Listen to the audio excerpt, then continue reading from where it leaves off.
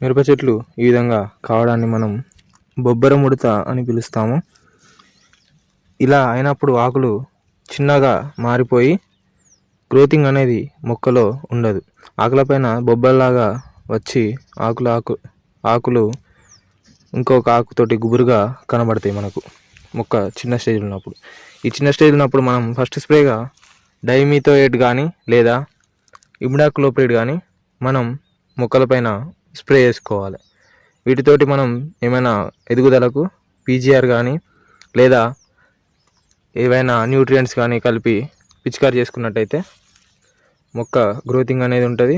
అలాగే ఈ బొబ్బెరను కలిగించే త్రిప్స్ కోసం మనం ఈ డైమిథోయేట్ కానీ ఇమిడాక్లోప్రిడ్ కానీ స్ప్రే చేస్తాం కాబట్టి వీటి యొక్క ఉధృతి అనేది కొంతవరకు తగ్గుతుంది.